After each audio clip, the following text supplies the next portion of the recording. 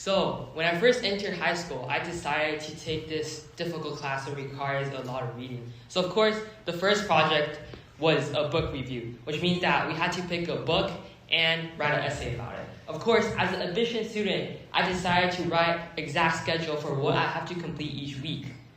But that didn't happen at all. I ended up finishing the thing last minute and pulling an all-nighter. I finished reading an entire 400-page book about history about World War II and writing an essay about it. After finishing, I decided to go shower, and my dad walked past me and said, "Son, I'm so proud of you. You finally decided to take my advice and wake up early." Well, that didn't happen. I'm simply a procrastinator. And one day I decided to make a change. I realized that if I want to make some big achievement one day or do something great, I have to stop procrastinating and repeating the same cycle because it's a mistake. Well, if you have the same problem, I'm here to share some secrets on why you actually procrastinate and how you can do so.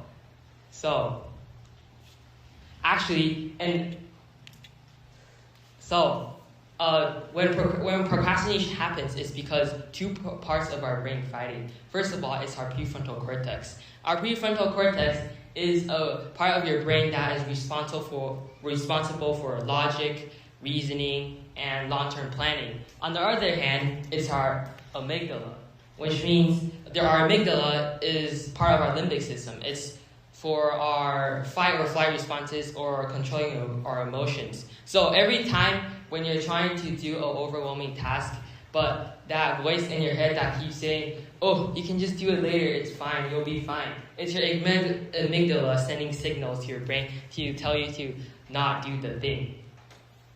Well, what are some actionable steps that you can take to fight this amygdala? First of all, it's your environment.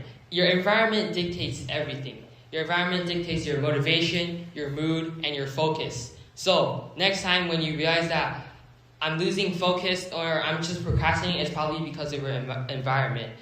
Let's say you came back home from a tiring day from work or from school, and you see your cozy bed right there, and then you also see your desk. You would probably not choose to sit on your desk while your laptop and start doing your work. You would definitely go on your bed and start sleeping. Or when a notification pops up and then you see a notification, you'll probably start doom scrolling for the next 2 hours.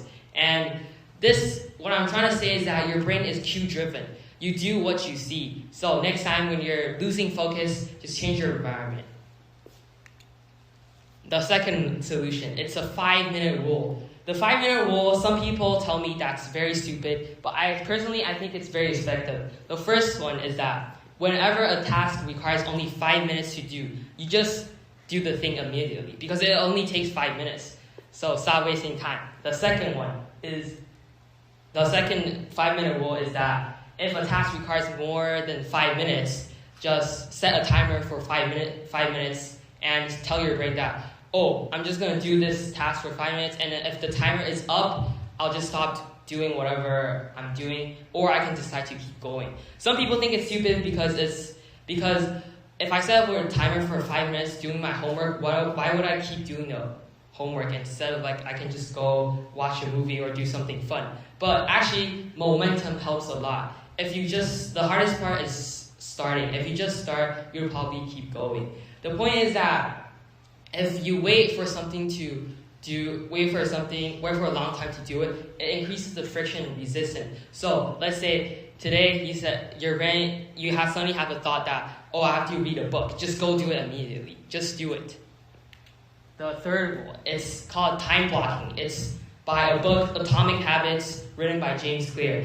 When I see a lot of people's to-do lists, it's extremely vague and not specific enough. So that way your brain can make a lot of excuses. For instance, one day I saw my friend's to-do list. It just says, "Do math homework" or "Go exercise."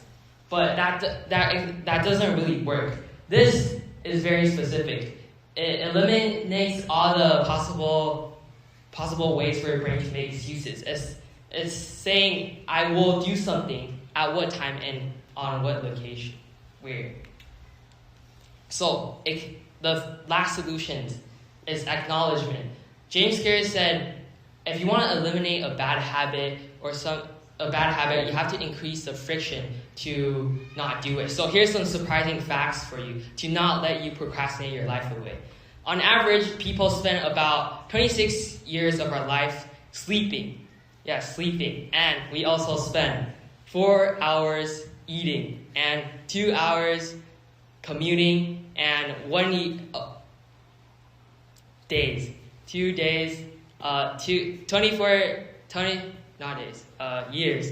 years sleeping, 2 hours commuting,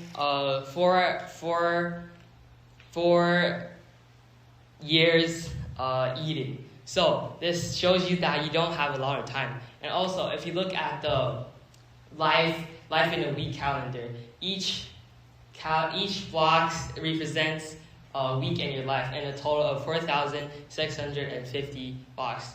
If you look at this doesn't seem like you have a lot of time, right? Each color represents each stages of your life. Like me, I'm a high school student, so I'm around the yellow color, and I already feel like I don't even have a lot of time. So whenever I see this, I just feel like I can't stop procrastinating. I have to do the work and quickly achieve my life because my life is too short. You don't want to be the person that's lying on the hospital bed and you're very old. You can't do anything about it because you knew that I could have do that, I could have do something, but you're just full of regret. Thank you.